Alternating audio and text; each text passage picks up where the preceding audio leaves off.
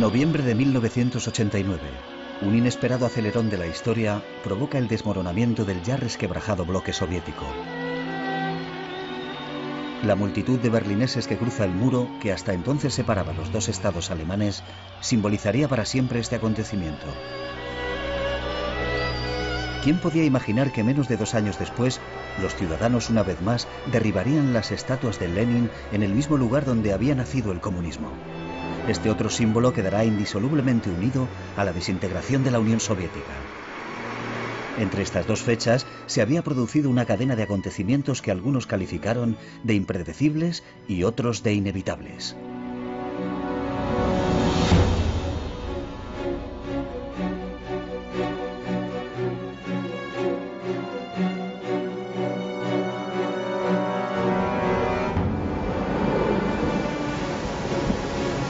El primero de esta serie de acontecimientos tiene lugar a 4.000 kilómetros de Moscú, en 2 barcos sacudidos por una tormenta en el Mediterráneo frente a la costa de Malta.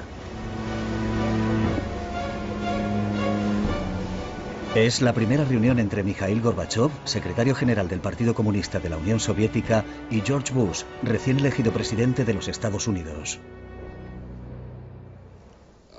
Fue muy divertido porque había una tormenta tremenda y no conseguían que se acercaran los barcos y Bush se mareó y Gorbachev se mareó y todo el mundo estaba mareado.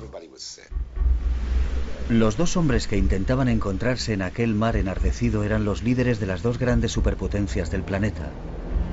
George Bush, presidente de los Estados Unidos desde hacía menos de un año, había sucedido a Ronald Reagan, el hombre que se refería a la Unión Soviética como el imperio del mal y que había llevado el enfrentamiento nuclear con el bloque soviético a un punto crítico. ¿Continuaría Bush con la política de su predecesor? Mikhail Gorbachev había sido el secretario general del PQS desde 1985. Entonces tenía 54 años. Había introducido un espíritu más joven en el liderazgo del partido y había emprendido reformas radicales. En política exterior levantó el telón de acero, permitiendo a países satélites de la URSS como Polonia, Hungría y Checoslovaquia tomar las riendas de sus destinos nacionales. En política interior, inició la democratización del país lanzando 2 conceptos revolucionarios, glasnost y perestroika. Glasnost quiere decir libertad de expresión. Perestroika significa reestructuración de la política económica y del sistema social. La gente pregunta, ¿qué es la perestroika? Pues bien, es hacer nuestro trabajo en serio. En eso consiste la perestroika. Consiste en ayudar a los demás, en trabajar hombro con los demás. Eso es el socialismo. En cuanto Gorbachev dijo ya podéis hablar en voz alta, fue el fin. Después de aquello ya no había forma de detener el proceso ni de volver atrás. Era demasiado tarde. Todo se precipitó desde aquel momento. Pero en 1989 el resultado no era convincente. A pesar de que la sociedad soviética estaba empezando a respirar, se había abolido la censura sobre la prensa, las libertades individuales eran más respetadas y los encarcelamientos arbitrarios habían desaparecido, la vida diaria de los rusos se deterioraba cada día más. Entonces fue cuando tuvo lugar la cumbre de Malta. Gorbachev llegó a esta reunión de Malta en una posición extremadamente debilitada. Tenía un objetivo crucial, conseguir de los americanos el fin de la escalada nuclear. Por razones morales, por supuesto, pero también por razones económicas. Una reducción drástica del gasto militar de su país le permitiría financiar su famosa perestroika y elevar la calidad de vida de su pueblo. No solo los países europeos, sino el mundo entero se veía afectado por esa guerra fría.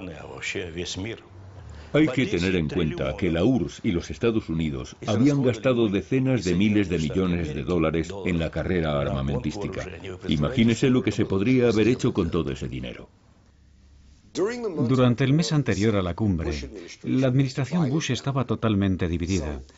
Así que el presidente Bush, y aquí es donde yo representé un pequeño papel, llevó a todo su equipo, a todo el mundo, a Camp David, la residencia de vacaciones del presidente, e invitó para que hablaran a todo su equipo a dos personas que representaban dos visiones académicamente opuestas sobre Gorbachov.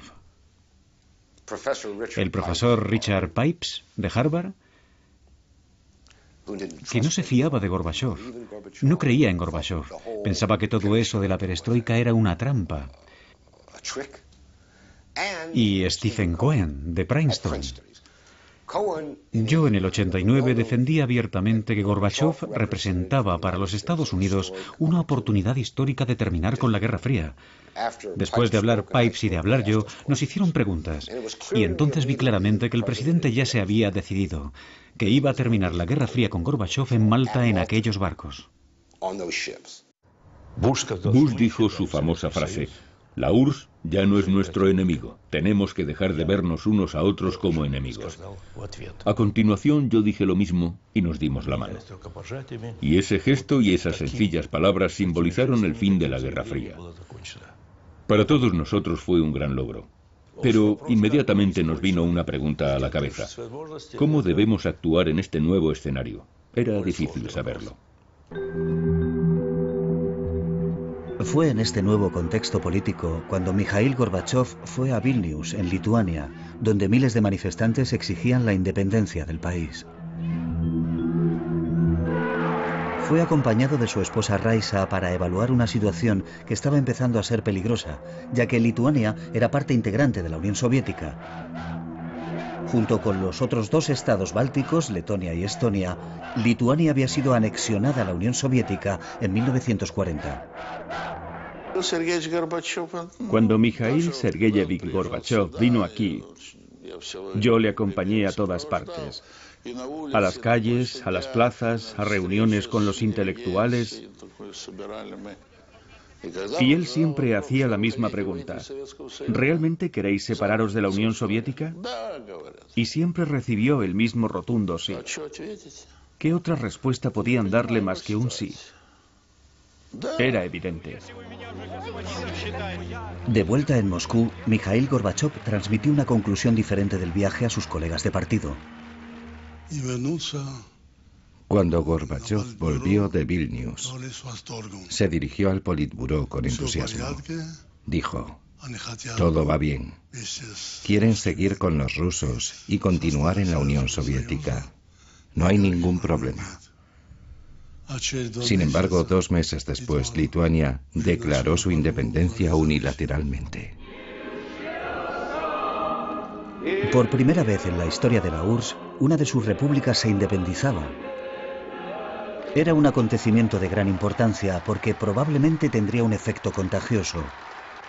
Mikhail Gorbachov intentaba ganar tiempo, pero tenía que respetar las reglas que había establecido al llegar al poder. Lo que le importaba a Gorbachov, y lo que para mí es la prueba de sus excepcionales cualidades, era mantenerse fiel a unos principios morales, la aversión al uso de la fuerza. Debido a su formación como abogado, consideraba incuestionable la supremacía de la ley.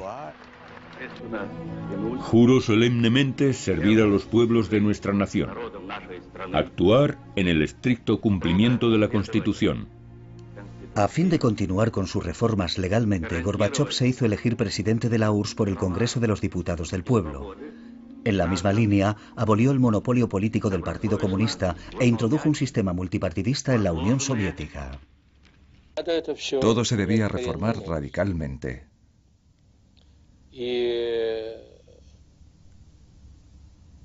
Yo era consciente de eso.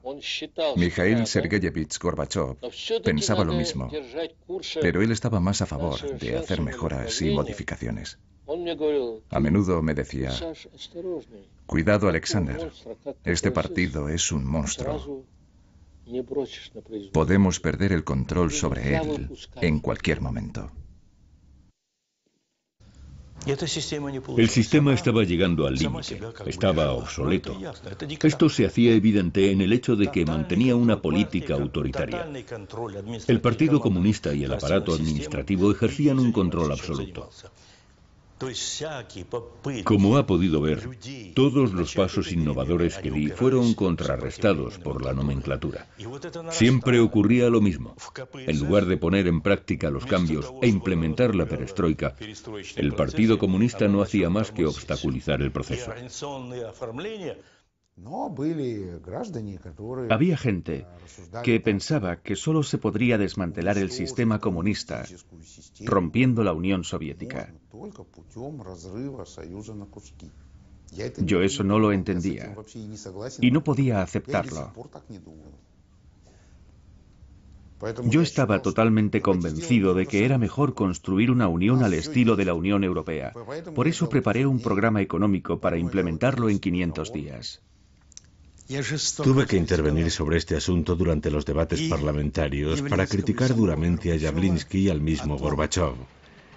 Y les dije, ¿cómo vamos a pasar a una economía de mercado en 500 días cuando ni siquiera hemos desarrollado una teoría de la libertad de mercado?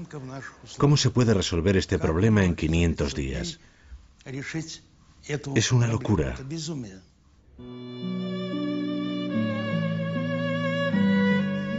De hecho, el presidente Gorbachov se enfrentaba al eterno dilema. ¿Son compatibles el marxismo y el capitalismo? En otras palabras, ¿se puede aplicar la libertad de mercado dentro de una economía controlada? La perestroika, que había sido concebida para resolver este problema, no tuvo el efecto esperado.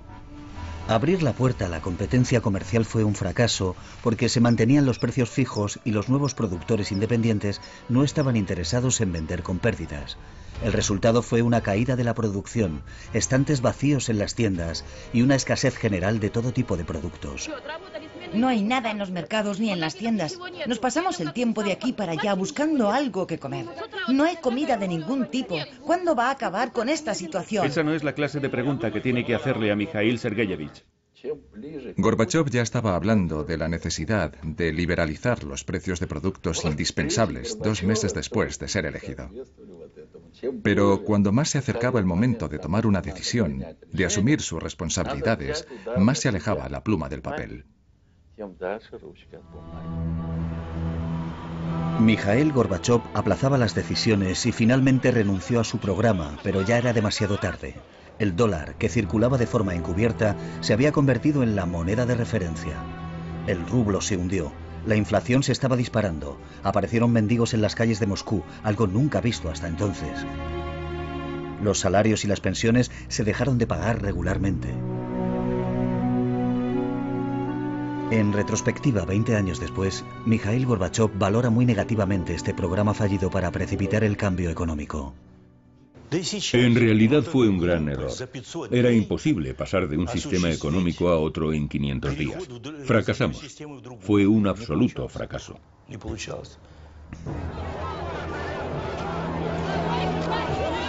El fracaso fue tan rotundo que el 1 de mayo de 1990, por primera vez en la historia de la Unión Soviética, un líder del país se vio obligado a retirarse de la tribuna oficial de la Plaza Roja por los abucheos de la multitud.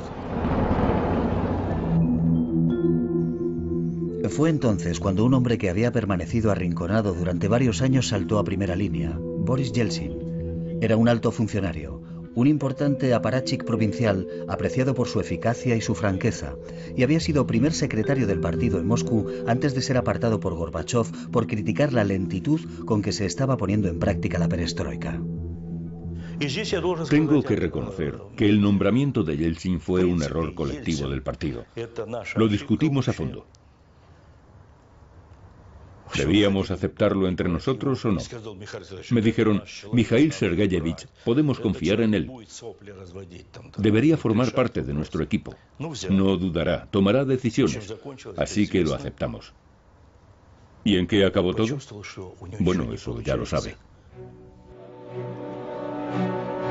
Elegido diputado del pueblo y a la cabeza de los reformadores comunistas, Boris Yeltsin no dejó pasar ni una sola oportunidad de mostrar su hostilidad hacia Gorbachov. En el Parlamento era blanco habitual de sus ataques. Ha llegado el momento de presentar a la sociedad una imagen objetiva de la situación. Eso es lo que Mikhail Gorbachov podría haber hecho. Él fue quien proclamó la perestroika y por supuesto sobre él recae la máxima responsabilidad de la crisis que estamos sufriendo. La política exterior de Gorbachov fue tan criticada como los fracasos de la perestroika. Se le acusó de haber capitulado ante las potencias occidentales, no solo por no negociar seriamente la salida de las tropas soviéticas de Alemania Oriental, sino por otra cuestión mucho más importante. Bush, la administración Bush, dijo a Mikhail Sergeyevich: todos estamos de acuerdo en que Alemania se debe unificar. Esta cuestión no se puede demorar por más tiempo. Hay que hacerlo, por justicia histórica. Pero ¿qué hacemos con la Alemania unida? ¿Qué hacemos con ella? ¿Dónde la ponemos?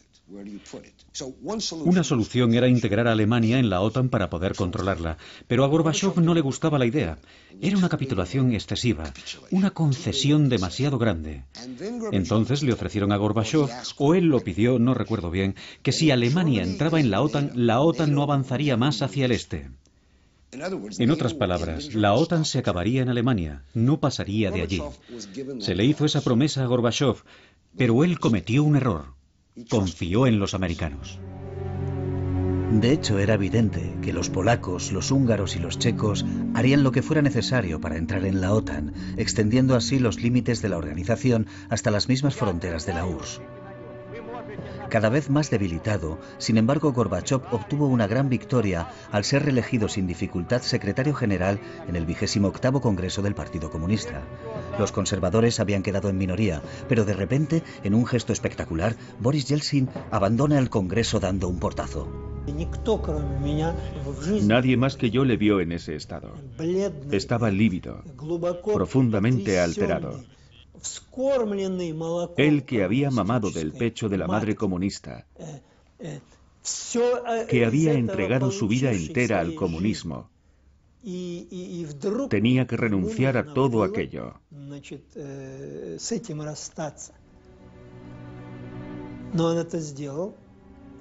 Recuerdo aquel momento en el salón de congresos del Kremlin.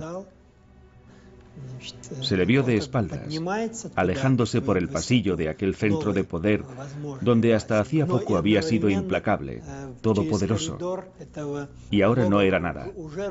Pero en realidad, al marcharse así, iba a conseguir un poder en potencia aún mayor. En el otoño de 1990 la situación era esta. Los demócratas habían dado la espalda a Gorbachov por abandonar el programa de los 500 días. Y los comunistas también le habían retirado su apoyo porque pensaban, ¿de qué nos sirves ahora, después de todo lo que nos has hecho?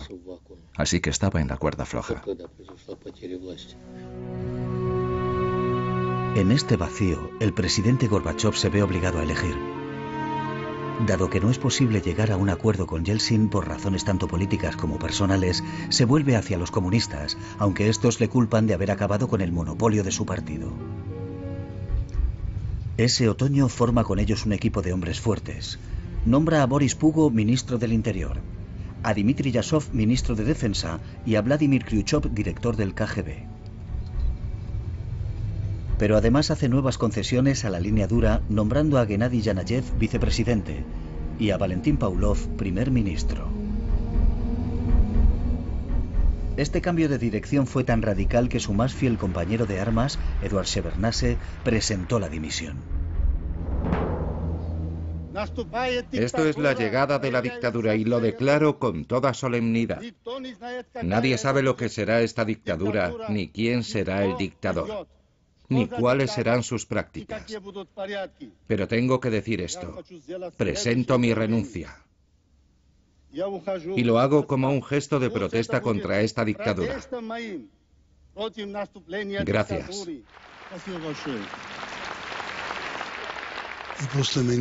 Después de mí intervino Gorbachov. Y dijo, no es verdad, no hay ninguna amenaza. Si hubiera una verdadera amenaza, ¿por qué iba a saberlo él, Shevardnadze, y no yo? Pero yo tenía información fiable. ¿Y sabe por qué? Porque en el Ministerio de Asuntos Exteriores, que yo dirigía, entre un 30 y un 40% de los diplomáticos trabajaban para el KGB. Lo sabían todo, y naturalmente también me informaban a mí. Pero Gorbachov No quiso creerme. El endurecimiento del régimen de Moscú provocó que los comunistas conservadores de los estados bálticos pasaran a la ofensiva. Se lanzaron a las calles de Vilnius y Riga para exigir que sus países permanecieran en el bloque soviético y chocaron con los independentistas. La tensión crecía. Hubo concentraciones de 100.000, 150.000 personas. No se veía dónde terminaba la multitud. Llegaban más allá del horizonte. Altos funcionarios me llamaron a Moscú y me dijeron: le ofrecemos todos los medios que necesite para suprimir este movimiento. Yo les dije: no quiero esos medios, no pienso hacerlo. Entonces no hubo más ofertas. En Vilnius se estaba gestando un golpe de Estado. Las fuerzas especiales estaban preparadas. Con una orden de Moscú se pondrían en marcha. Delante de mí, el presidente Gorbachov llamó a Yazov, el ministro de Defensa, y le dijo: ¿cuánto tiempo va a durar esto? ¿Por qué no puede controlar a ese puñado de nacionalistas? Yazov contestó: Mikhail Sergeyevich, usted es el comandante en jefe. Deme la orden por escrito y mañana no solo habrá dejado de existir esa torre de televisión, sino que no habrá nada en su lugar. Y Gorbachov dijo: ¿es que no le basta mi palabra? En realidad nadie quería que cayera sobre sus espaldas el derramamiento de sangre.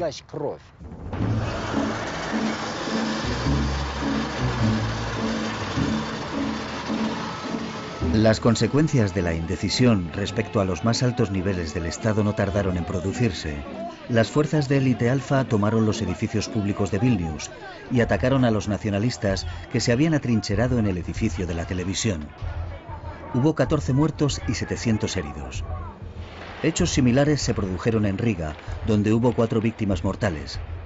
Gorbachov reaccionó de inmediato, algo que no era nada habitual en los líderes soviéticos. Lamento profundamente los trágicos hechos que han tenido lugar recientemente en Lituania y en Riga. Y expreso mis más sinceras condolencias a las familias afectadas por esta tragedia. Las noticias de las muertes de Riga y Vilnius tuvieron un profundo efecto en la URSS y en todo el mundo occidental.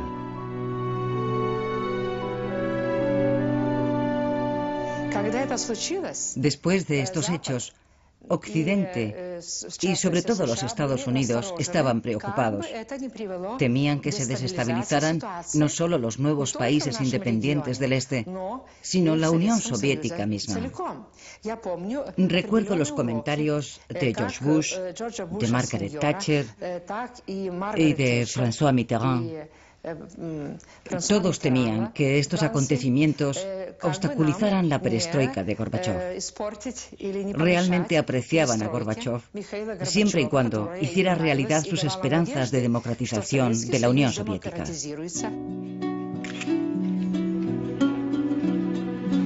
Dando un paso más en el largo camino hacia la democracia y en un intento de retomar las riendas de la situación, el presidente Gorbachov decide organizar un referéndum, el primero y a día de hoy el último en la historia del país. Se preguntó a la población si se debía reformar la URSS con un nuevo tratado a definir en el futuro.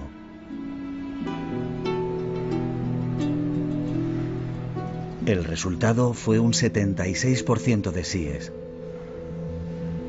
El mismo día se celebró otro referéndum solamente en Rusia. Un 70% de los votantes se declararon a favor de establecer el cargo de presidente de Rusia y que fuese elegido por sufragio universal. El 16 de junio, Boris Yeltsin juró el cargo. Había sido elegido primer presidente de Rusia. Ahora Moscú era la sede de dos poderes enfrentados, el de la Unión Soviética, representado por Gorbachov, y el de Rusia, con Yeltsin a la cabeza, que personificaba las esperanzas del pueblo ruso.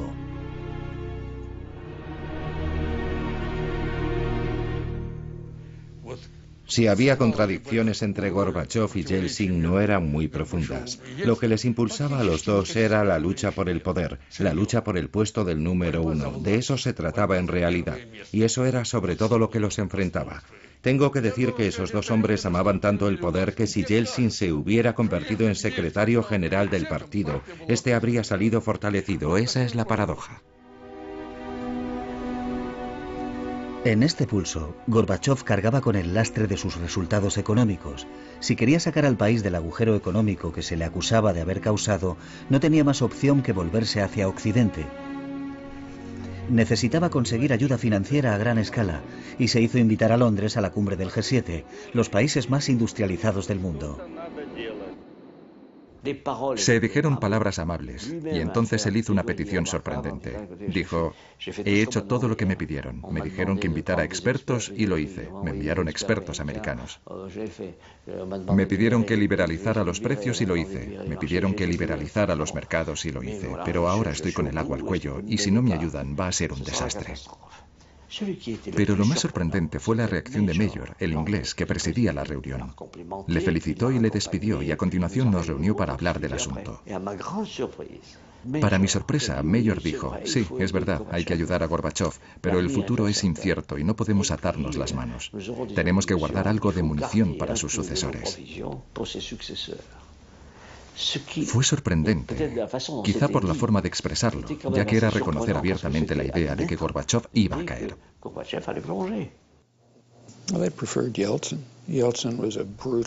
Preferían a Yeltsin. Yeltsin era un líder duro y brutal, claramente opuesto a la democracia, que para ellos podía mantener a Rusia controlada. Gorbachov estaba avanzando en una dirección que podía haber intentado llevar a Rusia hacia la democracia, la socialdemocracia, hacia la independencia en un sentido que a Occidente no le gustaba. Ellos preferían que hubiera un dictador inflexible que hiciera lo que ellos quisieran. Si el G7 hubiera dado a Gorbachov un gran paquete de ayuda económica, financiera y crediticia, no habría habido ningún intento de golpe. Jamás se habrían atrevido a enfrentarse a Gorbachov si hubieran tenido un paquete de ayuda económica de 20.000 millones de dólares. Jamás se hubieran atrevido. De vuelta de Londres con las manos vacías, Mikhail Gorbachov sabe que su posición política pende de un hilo.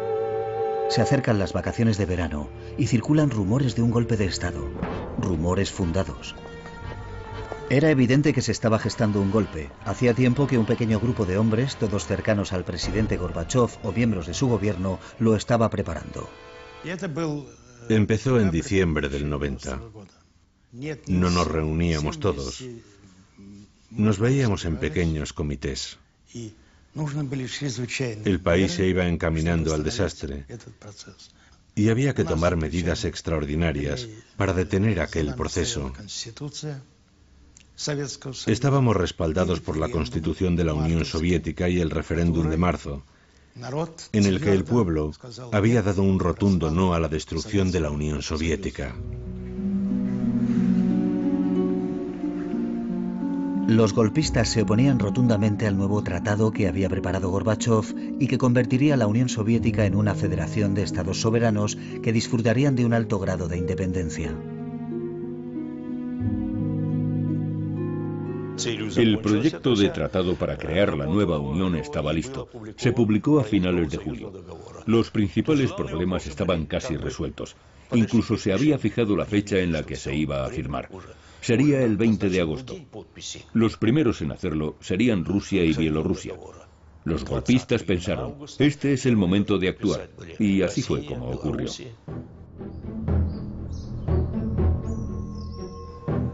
El 18 de agosto, mientras Mikhail Gorbachov, su esposa Raisa y su familia descansaban en la residencia presidencial de Crimea, ocurrió un hecho preocupante.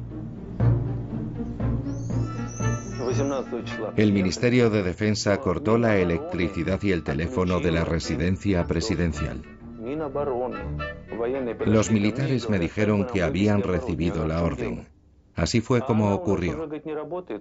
Y abandonaron la residencia. Mientras tanto, cruceros de la Armada Soviética patrullaban abiertamente a lo largo de la costa. La idea era crear una sensación de tensión en la residencia. Después de unas horas, una delegación de ministros y miembros del partido irrumpió en la residencia del presidente Gorbachov. Sin más preámbulo, le exigieron que declarase el estado de emergencia en el país, lo que de hecho justificaría el golpe de Estado. Gorbachov respondió reafirmando los principios constitucionales. Es muy sencillo. Les dije a los golpistas, muy bien, reunid al Congreso del Pueblo. Entonces podréis expresaros ante ellos. Y yo haré lo mismo. Después tomaremos la decisión que sea necesaria. Y me dijeron, en ese caso, firme su renuncia. Y me negué.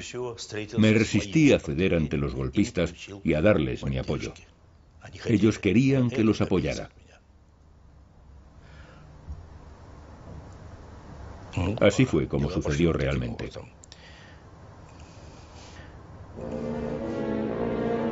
Según uno de los golpistas presentes, el comportamiento de Gorbachov aquel 18 de agosto en Foros, cuando el futuro del régimen estaba en juego, fue muy diferente. Sabe, yo estaba allí y sé cómo se comportó Gorbachov. Cogió una hoja de papel y dijo, muy bien, escribiré al presidente del Parlamento y le pediré que reúna al Congreso del Pueblo.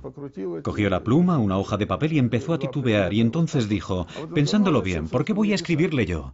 Vosotros estáis aquí, id a decirle al presidente que reúna al Congreso. Otro asistente vio un apoyo tácito al golpe en la reacción de Gorbachov.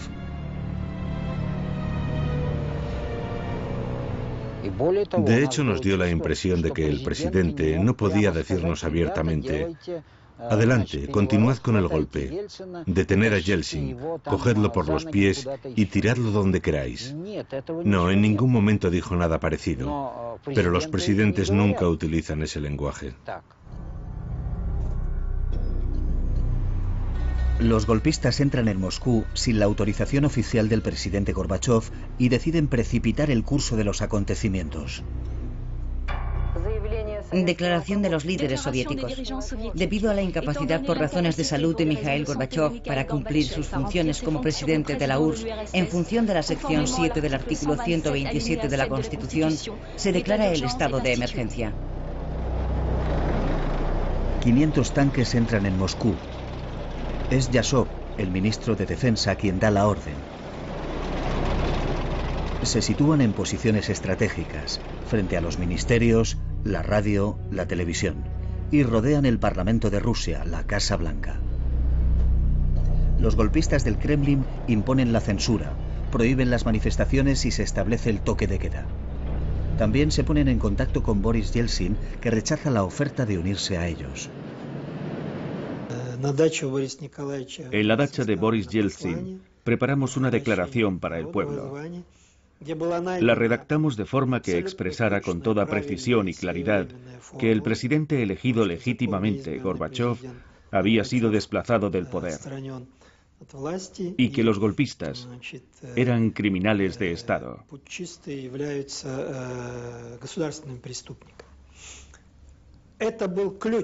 Aquella fue la clave de lo que ocurrió en los 3 días siguientes. Esa única frase. Era una declaración dirigida tanto a la comunidad internacional como al pueblo de nuestra nación.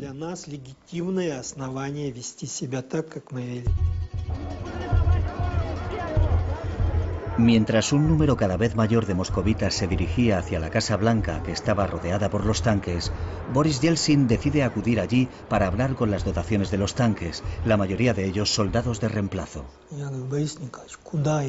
Yo le dije, ni se le ocurra, Boris Nikolayevich, no lo haga.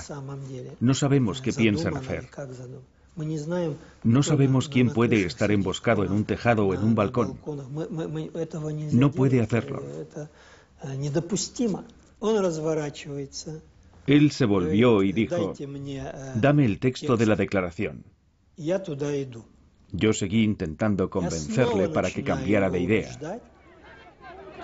Pero 5 o 6 minutos después, Yeltsin se había subido encima de un tanque y varios de nosotros subimos con él. Dado que no tengo acceso a la televisión ni a la radio, voy a leer esto. A los ciudadanos de Rusia. La noche del 18 al 19 de agosto de 1991, el presidente electo, según la ley, fue apartado del poder. Por ello tenemos que declarar a ese supuesto comité fuera de la ley.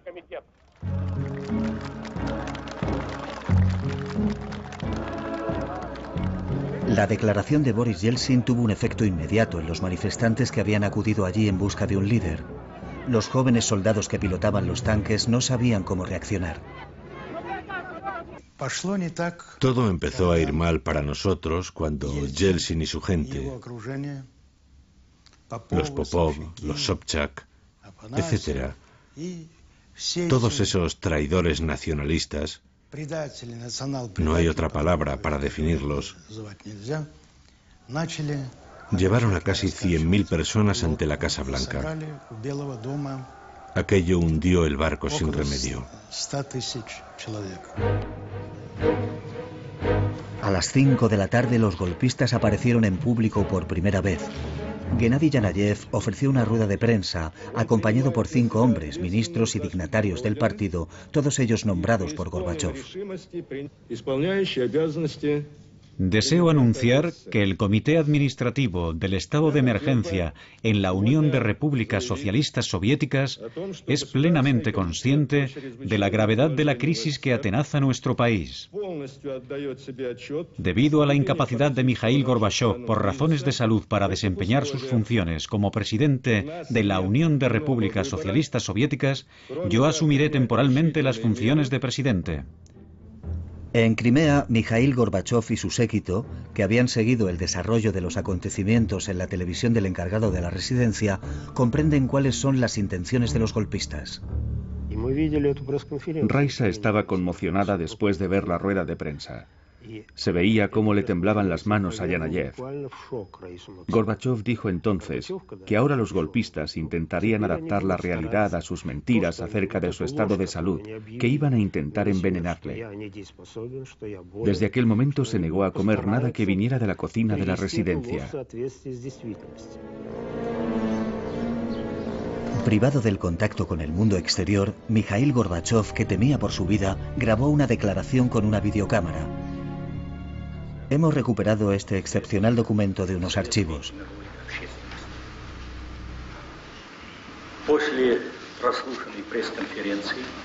Después de la conferencia de prensa del Comité del Estado de Emergencia, ofrecida por el camarada Yanayev,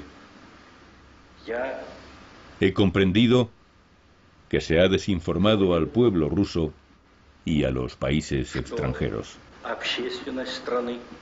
Declaro que todo lo que se ha dicho sobre mi salud es falso. Esta mentira ha servido para efectuar un ataque contra la Constitución. Se está impidiendo al presidente electo realizar sus funciones. No solo eso.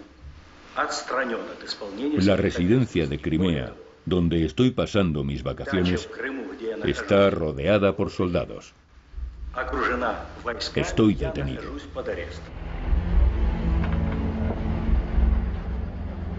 Al día siguiente, Boris Yeltsin, que había pasado la noche en el Parlamento, protegido por un fuerte dispositivo de seguridad, sigue recibiendo apoyos del interior del país y del extranjero. Los moscovitas levantan barreras delante de los tanques, cuyos ocupantes, que no han recibido órdenes, empiezan a mostrar signos de fatiga. Entre los golpistas reina la más absoluta confusión. Uno a uno empiezan a echarse atrás. Ninguno de nosotros, los que formábamos el Comité de Emergencia Estatal, éramos capaces de ordenar que se abriera fuego contra nuestro propio pueblo. No se desencadenó una guerra civil ni hubo derramamiento de sangre, solo un accidente que se produjo durante la noche cuando los tanques empezaron a retirarse. Había una salida, pero estaba bloqueada por varios vehículos, como un camión de limpieza, un camión, un trolebús, y detrás de ellos había algo, probablemente tanques, que intentaban pasar. Entonces vi a un hombre. Y a continuación a varios más, que saltaban al foso y corrían a toda velocidad hacia los tanques.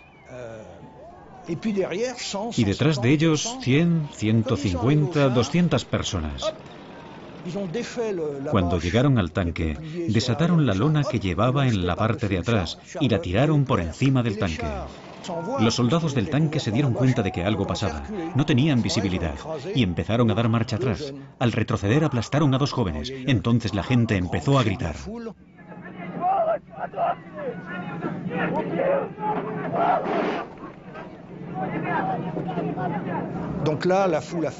Los soldados salieron del tanque, pero nadie les agredió.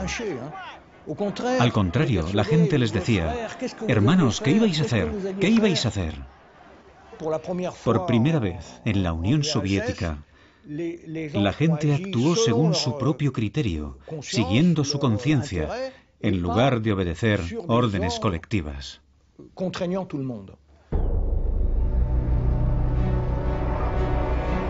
La mañana del 21 de agosto se levantó el estado de emergencia. Los golpistas se rindieron. Los tanques regresaron a sus acuartelamientos en medio de la celebración popular. Había llegado el momento de llevar a Gorbachov de vuelta a Moscú. Presos del pánico, los golpistas habían decidido enviar a Vladimir Khrushchev y a otros a Crimea. Pensaban que si se mantenían cerca de Gorbachov podrían evitar las consecuencias del conflicto que habían provocado. Al enterarse, Yeltsin, que temía una posible maniobra en su contra, decide enviar a su vicepresidente, Rutskoy, para que sea él quien traiga de vuelta a Gorbachov. Así será Yeltsin quien aparezca como el salvador de Gorbachov ante la opinión pública. Acto seguido, Yeltsin informa de su iniciativa a las embajadas occidentales en Moscú. Yo estaba en contacto permanente con la embajada francesa y me informaron de que iba a despegar ese avión. Entonces le dije al embajador: meta a alguien en ese avión, meta a alguien en ese avión.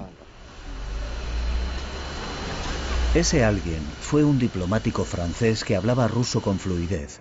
Se unió a Rutskoy y a su equipo, y el avión aterrizó 2 horas después en Crimea. De inmediato fueron a la residencia de Gorbachov.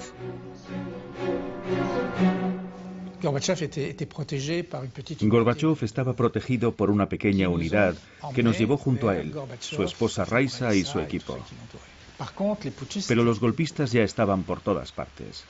Yo le dije que nosotros estábamos a favor de lo que había hecho y que estábamos allí para llevarle de vuelta a Moscú, lo que fue un alivio para él. Era su esposa la que estaba muy afectada, daba pena verla. Rutskoy les dijo: hemos venido a liberarles. El problema era que Khrushchev y los golpistas seguían allí, y ellos también querían llevarse al presidente Gorbachov en su propio avión a Moscú. Gorbachov nos dijo: gracias amigos, pero ya han venido a buscarme, así que volveré en su avión. Haremos las maletas esta noche y volveremos mañana por la mañana.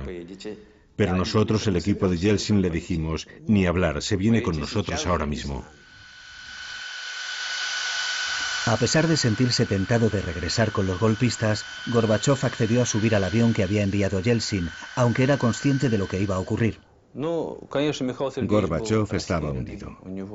Su estado mental no era el de siempre. No sabía qué decir. Todo su cuerpo estaba temblando. Y yo sabía por qué. Porque se había dado cuenta de que lo iba a perder todo.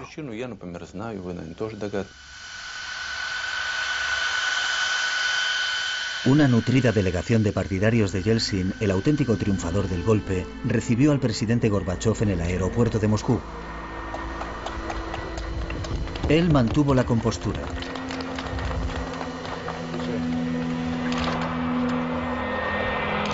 Su esposa Raisa y su nieta estaban claramente conmocionadas. Gorbachov condenó rotundamente el golpe, pero no pudo evitar dar las gracias a su liberador. Estoy profundamente agradecido al pueblo de Rusia y a su presidente, Boris Nikolayevich Yeltsin, por su inquebrantable apoyo ante este movimiento.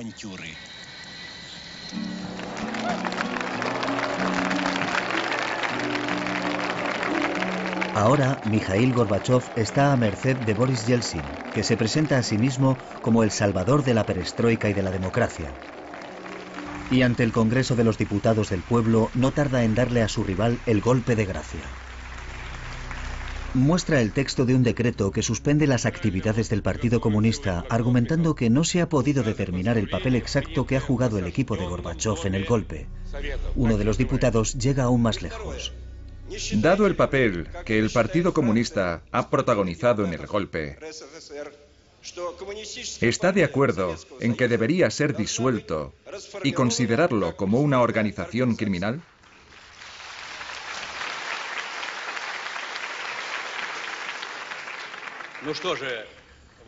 Dado que la pregunta ha sido tan directa, responderé de la misma forma. Cuando propone la disolución del Partido Comunista como una organización criminal, no estoy en absoluto de acuerdo. Prohibir el partido sería simplemente un error por parte del gobierno y del presidente democrático.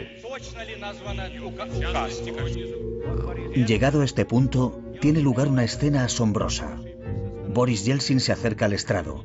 Quiere que Gorbachov firme el decreto con él. El presidente se resiste. Yeltsin insiste. Gorbachov se niega. Yeltsin vuelve a su asiento y... Camaradas, acabemos con esto de una vez. Voy a firmar el decreto que pone fin a las actividades del Partido Comunista Ruso.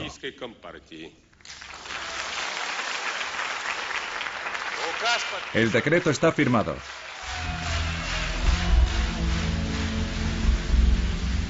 Estas imágenes, que pudieron verse en directo en todas las televisiones de la Unión Soviética, aceleraron la desintegración del imperio. Durante las semanas siguientes, el gobierno soviético reconoció la independencia de los estados bálticos, Georgia, Armenia, Ucrania y Bielorrusia. Entonces fue cuando el presidente Gorbachov, que se esforzaba por mantener un vínculo, por débil que fuera, entre Moscú, Ucrania, Bielorrusia y las repúblicas asiáticas, pensó en crear una unión económica. Habíamos estado trabajando en un nuevo tratado de unión económica y Yeltsin estaba en el equipo, incluso lo firmó. Publicamos este proyecto de tratado y se lo enviamos a los presidentes de todas las repúblicas para ser ratificado. Y a mi espalda Yeltsin estaba preparando los acuerdos de Bielobej. En efecto, el 8 de diciembre de 1991, en la residencia de caza de Bielobej, en mitad de los bosques de Bielorrusia, Boris Yeltsin reunió en secreto a los presidentes de Bielorrusia y Ucrania, Stanislav Shukevich y Leonid Kravchuk. La idea era formar una nueva alianza política y económica con ellos para acabar con el tratado que preparaba Gorbachov y minar aún más su posición como presidente de la URSS.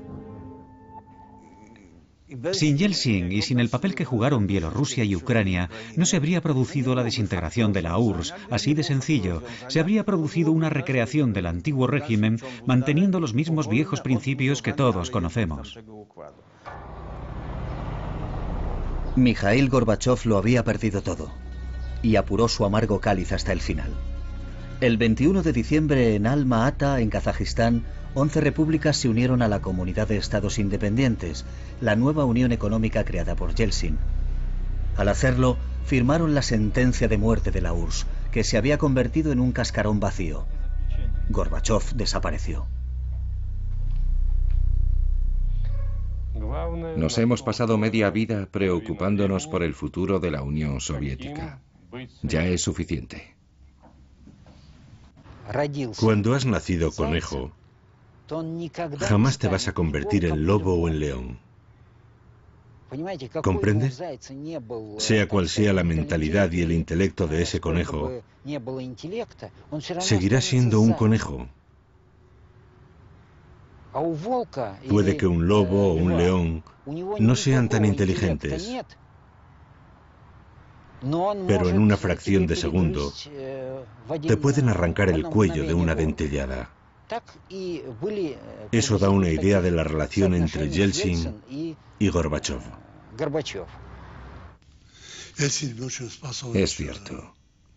Yeltsin era un hombre muy capaz. Su único problema es que bebía. Si ibas a verle antes del mediodía, hablaba contigo normalmente. Pero por la tarde ya estaba borracho. Y si el vodka no estaba frío, les gritaba a sus asistentes: ¿por qué no está frío el maldito vodka?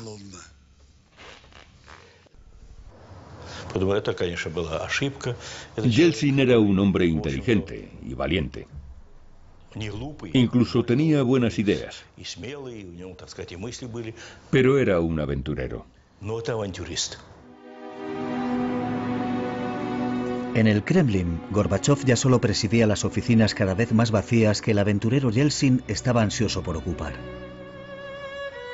Gorbachov, el aparachic convertido en demócrata que creía sinceramente en la reforma del comunismo, el hombre que había acabado con el miedo que sustentó el sistema soviético durante más de 70 años, ahora era acusado por su pueblo de cobardía, indecisión y debilidad. Pero entonces, ¿cómo pudo un hombre tan débil iniciar la perestroika? Dígamelo. ¿Cómo pudo iniciar un cambio en el régimen social? La glasnost, la democratización de la vida parlamentaria, el fin de la Guerra Fría, el fin de la represión política, el fin de la represión religiosa. ¿Cómo? Dígamelo.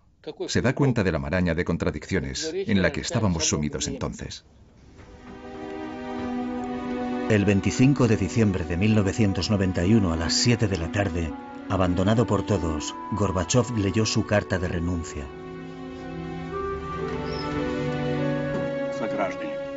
Queridos compatriotas y ciudadanos, a la vista de la situación tras la creación de la CEI, por la presente, ceso en mis funciones como presidente de la Unión de Repúblicas Socialistas Soviéticas.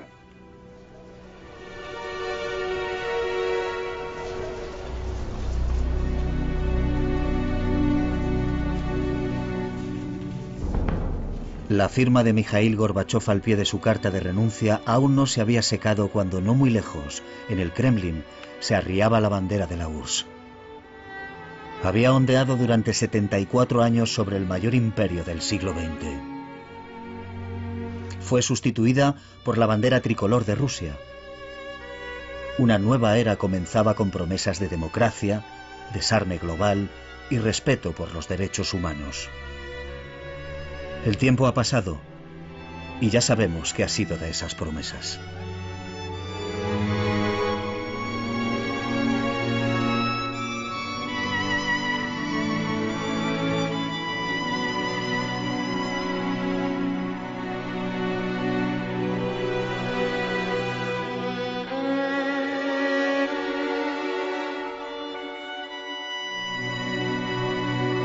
Habían acudido allí en busca de un líder. Los jóvenes soldados que pilotaban los tanques no sabían cómo reaccionar. Todo empezó a ir mal para nosotros cuando Yeltsin y su gente, los Popov, los Sobchak, etc., todos esos traidores nacionalistas, no hay otra palabra para definirlos, llevaron a casi 100.000 personas ante la Casa Blanca. Aquello hundió el barco sin remedio. A las 5 de la tarde los golpistas aparecieron en público por primera vez.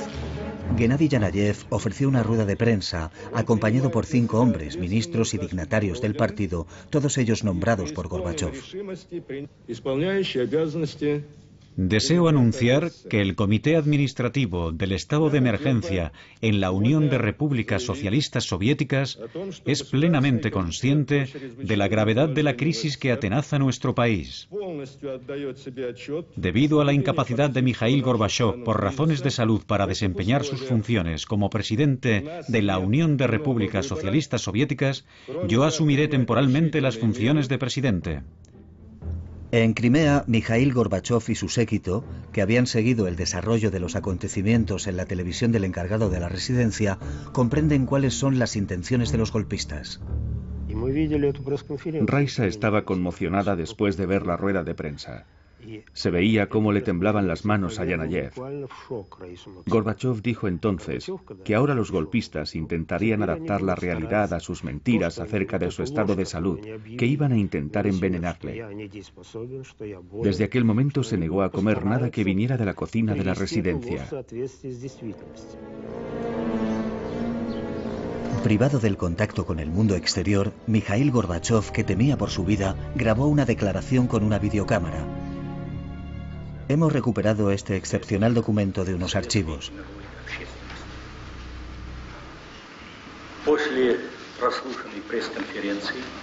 Después de la conferencia de prensa del Comité del Estado de Emergencia, ofrecida por el camarada Yanayev, he comprendido que se ha desinformado al pueblo ruso y a los países extranjeros. Declaro que todo lo que se ha dicho sobre mi salud es falso. Esta mentira ha servido para efectuar un ataque contra la Constitución.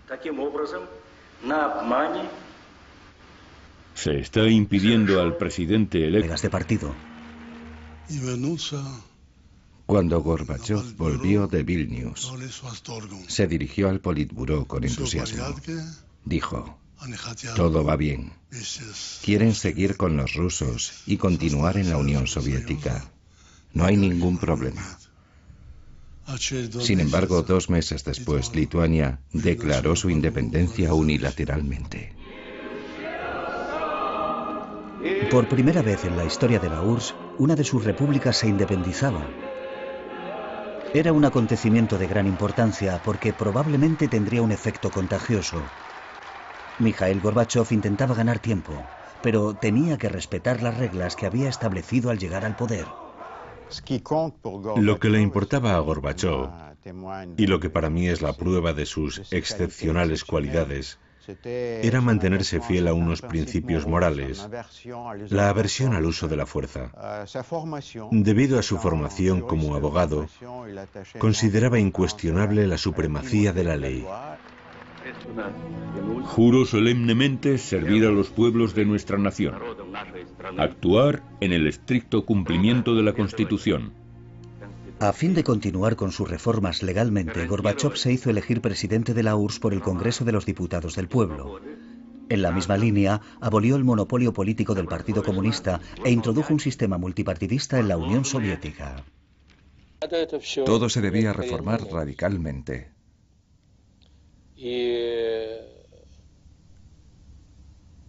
Yo era consciente de eso. Mikhail Sergeyevich Gorbachov pensaba lo mismo, pero él estaba más a favor de hacer mejoras y modificaciones. A menudo me decía: cuidado, Alexander, este partido es un monstruo. Podemos perder el control sobre él en cualquier momento. El sistema estaba llegando al límite, estaba obsoleto. Esto se hacía evidente en el hecho de que mantenía una política autoritaria. El Partido Comunista y el aparato administrativo ejercían un control absoluto. Como ha podido ver, todos los pasos innovadores que di fueron contrarrestados por la nomenclatura. Siempre ocurría lo mismo. En lugar de poner en práctica los cambios e implementar la perestroika, el Partido Comunista no hacía más que obstaculizar el proceso.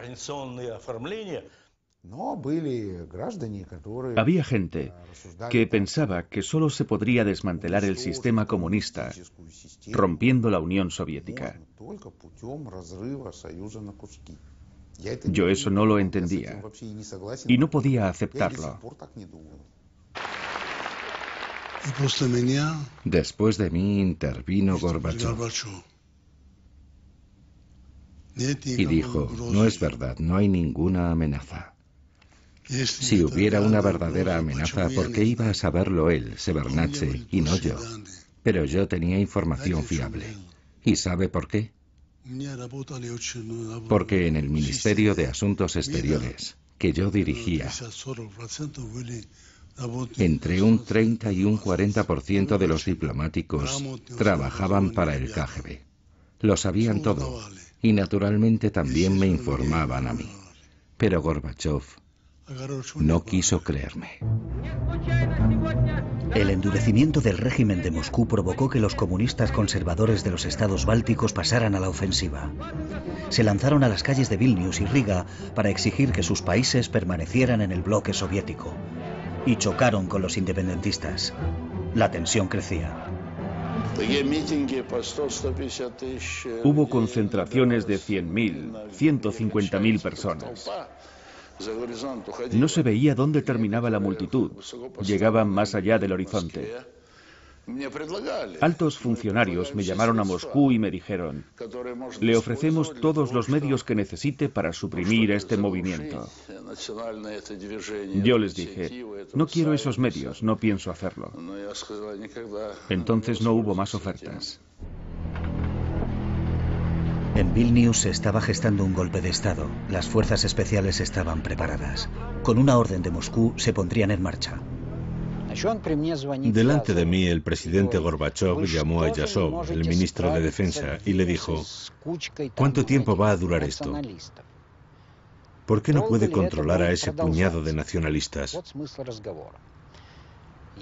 Yasov contestó: Mikhail Sergeyevich, usted es el comandante en jefe. Deme la orden por escrito y mañana no solo habrá dejado de existir esa torre de televisión, sino que no habrá nada en su lugar.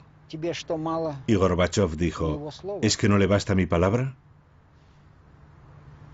En realidad nadie quería que cayera sobre sus espaldas el derramamiento de sangre.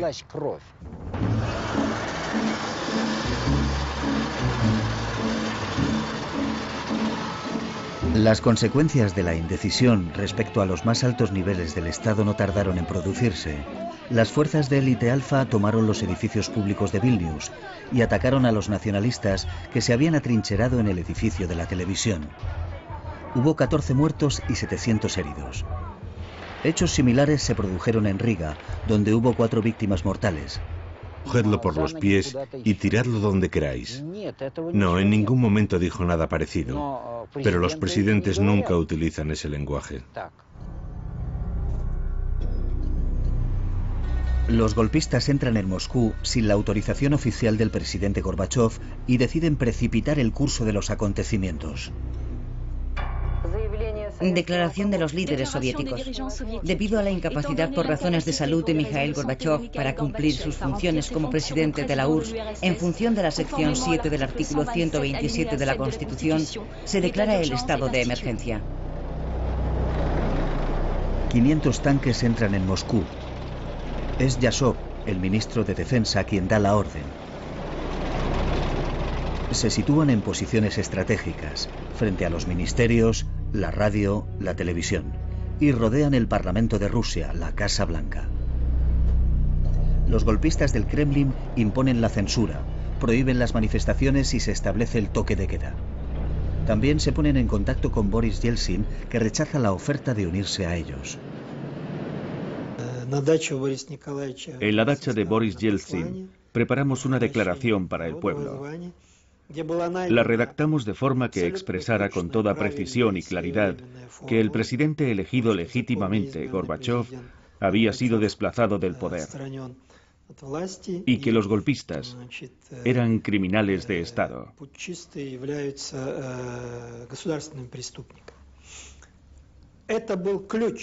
Aquella fue la clave de lo que ocurrió en los 3 días siguientes. Esa única frase. Era una declaración dirigida tanto a la comunidad internacional como al pueblo de nuestra nación.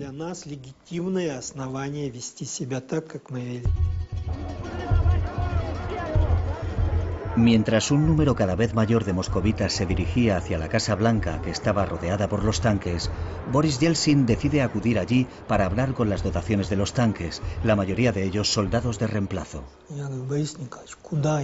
Yo le dije: ni se le ocurra, Boris Nikolayevich, no lo haga. No sabemos qué piensan hacer. No sabemos quién puede estar emboscado en un tejado o en un balcón. No puede hacerlo. Él se volvió y dijo: dame el texto de la declaración. Yo seguí intentando convencerle para que cambiara de idea. Pero 5 o 6 minutos después, Yeltsin se había subido encima de un tanque y varios de nosotros subimos con él. Dado que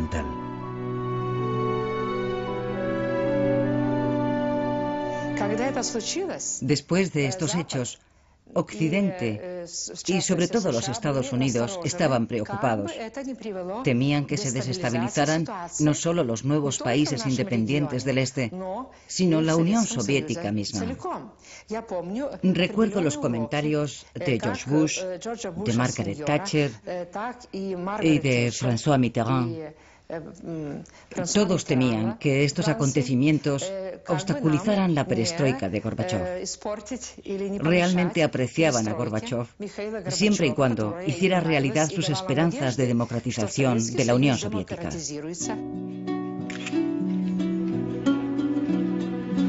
Dando un paso más en el largo camino hacia la democracia y en un intento de retomar las riendas de la situación, el presidente Gorbachov decide organizar un referéndum, el primero y a día de hoy el último en la historia del país. Se preguntó a la población si se debía reformar la URSS con un nuevo tratado a definir en el futuro.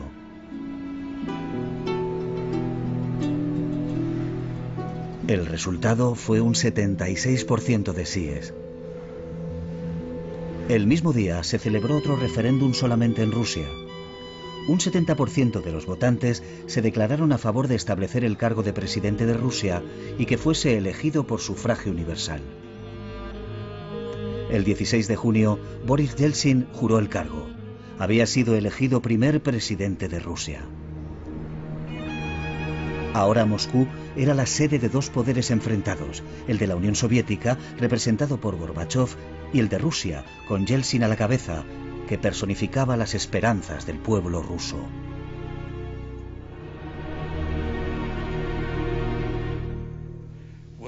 Si había contradicciones entre Gorbachov y Yeltsin, no eran muy profundas. Lo que les impulsaba a los dos era la lucha por el poder, la lucha por el puesto del número uno. De eso se trataba en realidad, y eso era sobre todo lo que los enfrentaba. Tengo que decir que esos dos hombres amaban tanto el poder que si Yeltsin se hubiera convertido en secretario general del partido, este habría salido fortalecido. Esa es la paradoja. En este pulso, Gorbachov cargaba con el lastre de sus resultados económicos. Si quería sacar al país del agujero económico que se le acusaba de haber causado, no tenía más opción que volverse hacia Occidente. Necesitaba conseguir ayuda financiera a gran escala y se hizo invitar a Londres a la cumbre del G7, los países más industrializados del mundo. Se dijeron palabras amables, y entonces él hizo una petición sorprendente. Dijo: he hecho todo lo que me pidieron. Me dijeron que invitara a expertos y lo hice. Me enviaron expertos americanos. Ofreció una rueda de prensa, acompañado por 5 hombres, ministros y dignatarios del partido, todos ellos nombrados por Gorbachov. Deseo anunciar que el Comité Administrativo del Estado de Emergencia en la Unión de Repúblicas Socialistas Soviéticas es plenamente consciente de la gravedad de la crisis que atenaza nuestro país. Debido a la incapacidad de Mikhail Gorbachov por razones de salud para desempeñar sus funciones como presidente de la Unión de Repúblicas Socialistas Soviéticas, yo asumiré temporalmente las funciones de presidente. En Crimea, Mikhail Gorbachov y su séquito, que habían seguido el desarrollo de los acontecimientos en la televisión del encargado de la residencia, comprenden cuáles son las intenciones de los golpistas. Raisa estaba conmocionada después de ver la rueda de prensa. Se veía cómo le temblaban las manos a Yanayev. Gorbachov dijo entonces que ahora los golpistas intentarían adaptar la realidad a sus mentiras acerca de su estado de salud, que iban a intentar envenenarle. Desde aquel momento se negó a comer nada que viniera de la cocina de la residencia.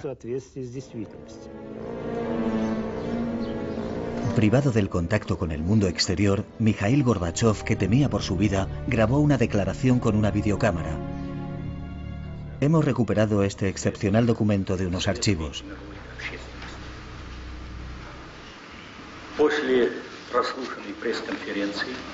Después de la conferencia de prensa del Comité del Estado de Emergencia, ofrecida por el camarada Yanayev,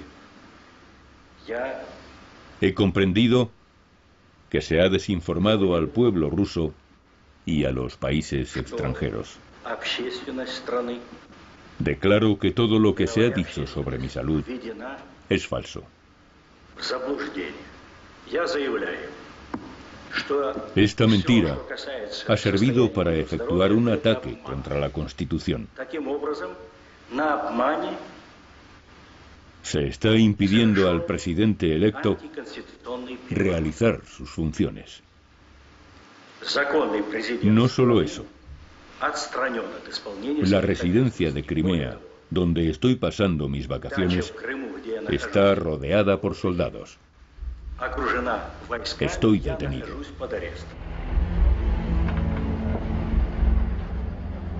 Al día siguiente, Boris Yeltsin, que había pasado la noche en el Parlamento, protegido por un fuerte dispositivo de seguridad, sigue recibiendo apoyos del interior del país y del extranjero. Los moscovitas levantan barreras delante de los tanques, cuyos ocupantes, que no han recibido órdenes, empiezan a mostrar signos de fatiga. Entre los golpistas reina la más absoluta confusión. Proyecto de tratado y se lo enviamos a los presidentes de todas las repúblicas para ser ratificado. Y a mi espalda Yeltsin estaba preparando los acuerdos de Bielobej. En efecto, el 8 de diciembre de 1991, en la residencia de caza de Bielobej, en mitad de los bosques de Bielorrusia, Boris Yeltsin reunió en secreto a los presidentes de Bielorrusia y Ucrania, Stanislav Shukevich y Leonid Kravchuk.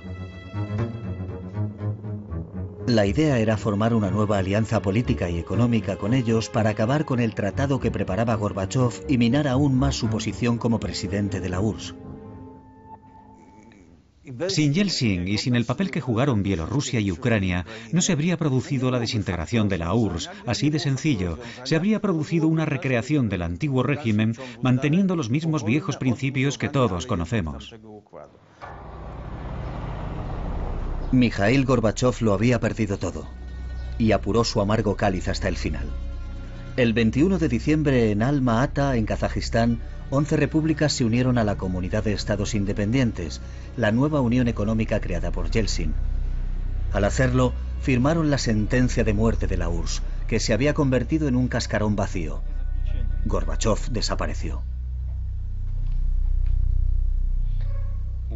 Nos hemos pasado media vida preocupándonos por el futuro de la Unión Soviética. Ya es suficiente. Cuando has nacido conejo, jamás te vas a convertir en lobo o en león. ¿Comprende? Sea cual sea la mentalidad y el intelecto de ese conejo, seguirá siendo un conejo. Puede que un lobo o un león no sean tan inteligentes, pero en una fracción de segundo te pueden arrancar el cuello de una dentellada. Eso da una idea de la relación entre Yeltsin y Gorbachov. Es cierto. Yeltsin era un hombre muy capaz. Su único problema es que bebía. Si ibas a verle antes del mediodía, hablaba contigo normalmente. Pero por la tarde ya estaba borracho. Y si el vodka no estaba frío, les gritaba a sus asistentes: ¿por qué no está frío el maldito vodka?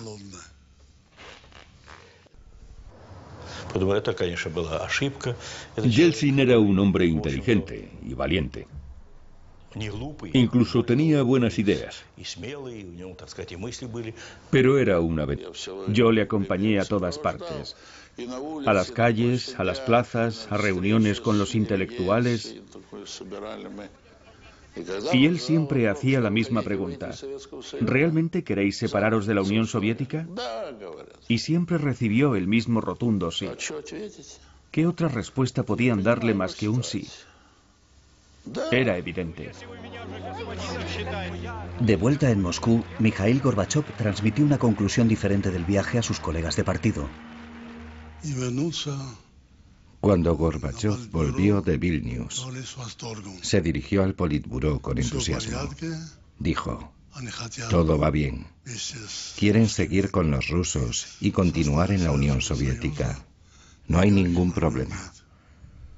Sin embargo, 2 meses después, Lituania declaró su independencia unilateralmente. Por primera vez en la historia de la URSS, una de sus repúblicas se independizaba. Era un acontecimiento de gran importancia porque probablemente tendría un efecto contagioso. Mikhail Gorbachov intentaba ganar tiempo, pero tenía que respetar las reglas que había establecido al llegar al poder. Lo que le importaba a Gorbachov, y lo que para mí es la prueba de sus excepcionales cualidades, era mantenerse fiel a unos principios morales, la aversión al uso de la fuerza. Debido a su formación como abogado, consideraba incuestionable la supremacía de la ley. Juro solemnemente servir a los pueblos de nuestra nación, actuar en el estricto cumplimiento de la Constitución. A fin de continuar con sus reformas legalmente, Gorbachov se hizo elegir presidente de la URSS por el Congreso de los Diputados del Pueblo. En la misma línea, abolió el monopolio político del Partido Comunista e introdujo un sistema multipartidista en la Unión Soviética. Todo se debía reformar radicalmente.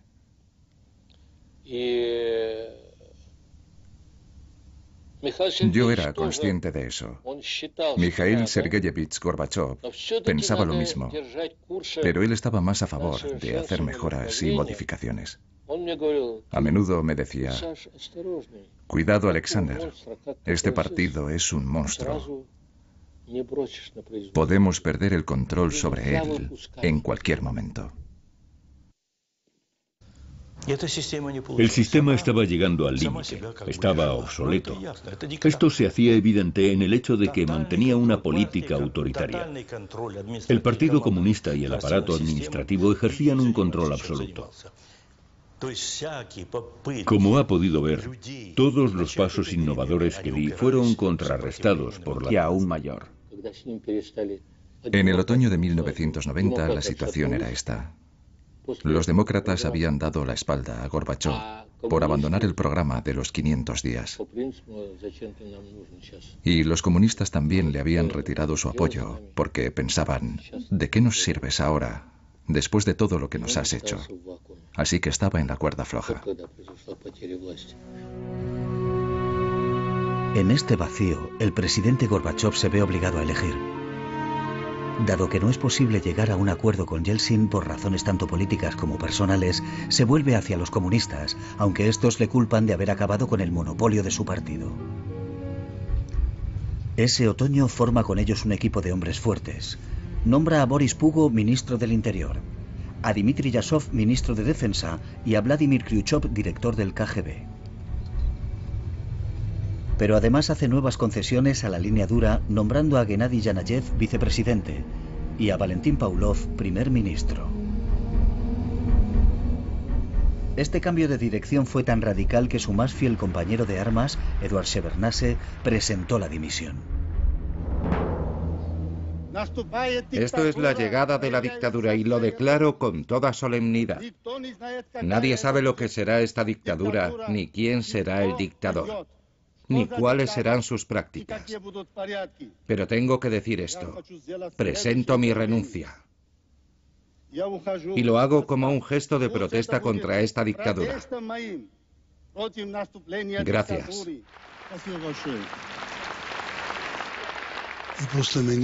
Después de mí intervino Gorbachov y dijo: no es verdad, no hay ninguna amenaza.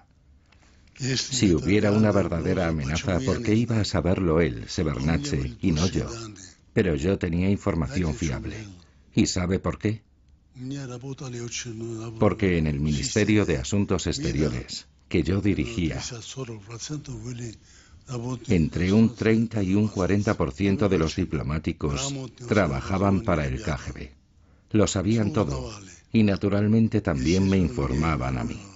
Pero Gorbachov no quiso creerme. El endurecimiento del régimen de Moscú provocó que los comunistas conservadores de los estados bálticos pasaran a la ofensiva. Se lanzaron a las calles de Vilnius y Riga para exigir que sus países permanecieran en el bloque soviético. Y chocaron con los independentistas. La tensión crecía. Hubo concentraciones de 100.000, 150.000 personas. No se veía dónde terminaba la multitud. Llegaban más allá del hondo. Se dijeron palabras amables, y entonces él hizo una petición sorprendente. Dijo: he hecho todo lo que me pidieron. Me dijeron que invitara a expertos y lo hice. Me enviaron expertos americanos. Me pidieron que liberalizara los precios y lo hice. Me pidieron que liberalizara los mercados y lo hice. Pero ahora estoy con el agua al cuello, y si no me ayudan va a ser un desastre. Pero lo más sorprendente fue la reacción de Mayor, el inglés, que presidía la reunión. Le felicitó y le despidió, y a continuación nos reunió para hablar del asunto. Para mi sorpresa, Mayor dijo: sí, es verdad, hay que ayudar a Gorbachov, pero el futuro es incierto y no podemos atarnos las manos. Tenemos que guardar algo de munición para sus sucesores. Fue sorprendente, quizá por la forma de expresarlo, ya que era reconocer abiertamente la idea de que Gorbachov iba a caer.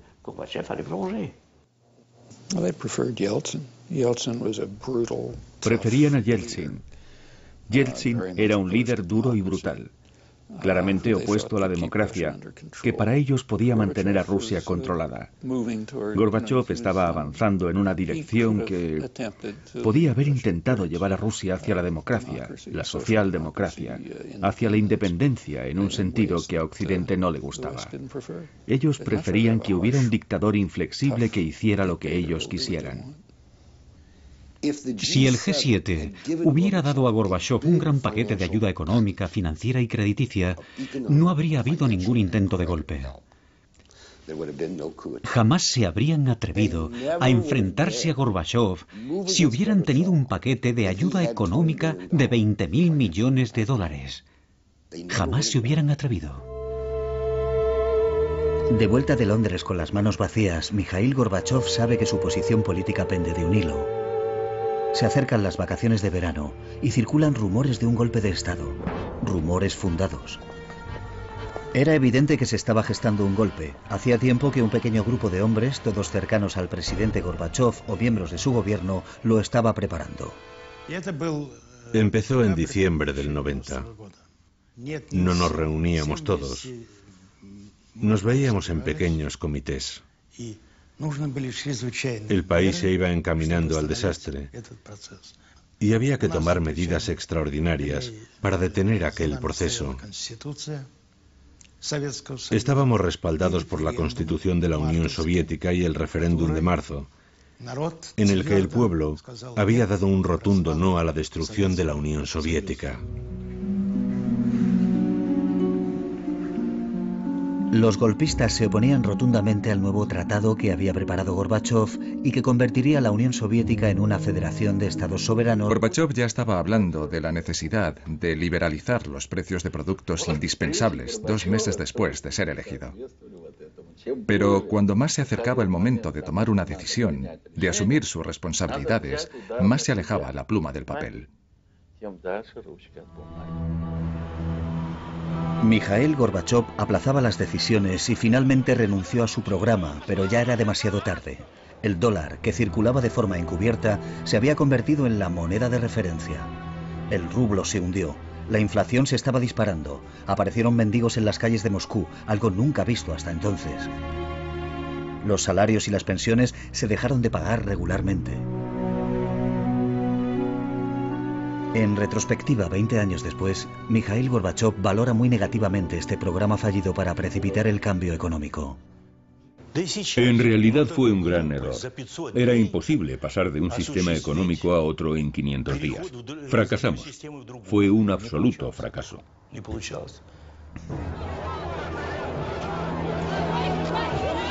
El fracaso fue tan rotundo que el 1 de mayo de 1990, por primera vez en la historia de la Unión Soviética, un líder del país se vio obligado a retirarse de la tribuna oficial de la Plaza Roja por los abucheos de la multitud.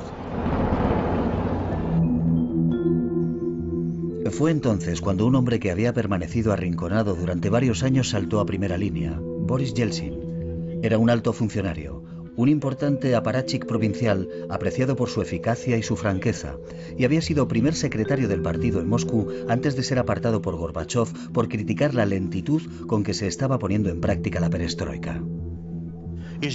Tengo que reconocer que el nombramiento de Yeltsin fue un error colectivo del partido.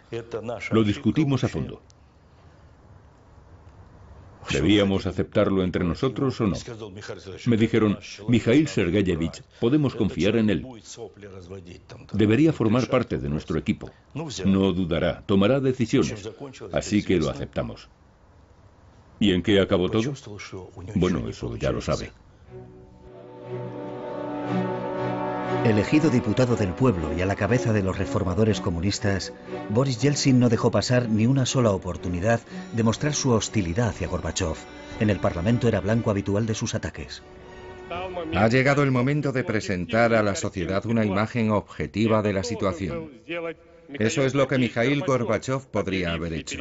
Él fue quien proclamó la perestroika y, por supuesto, sobre él recae la máxima responsabilidad de la crisis que estamos sufriendo.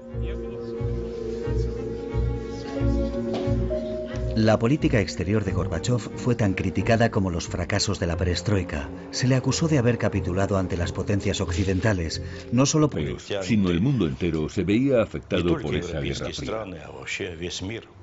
Hay que tener en cuenta que la URSS y los Estados Unidos habían gastado decenas de miles de millones de dólares en la carrera armamentística.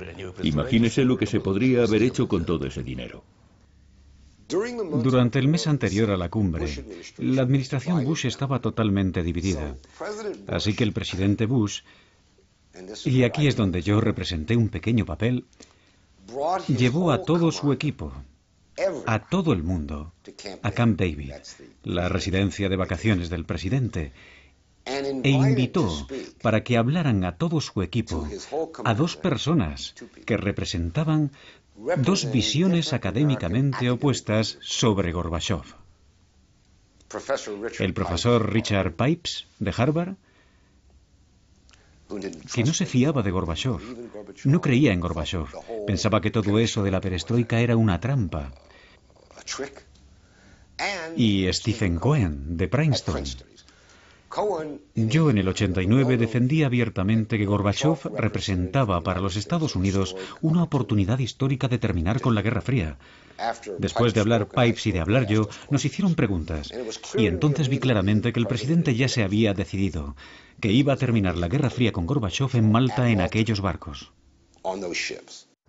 Bush dijo su famosa frase, la URSS ya no es nuestro enemigo, tenemos que dejar de vernos unos a otros como enemigos. A continuación yo dije lo mismo y nos dimos la mano.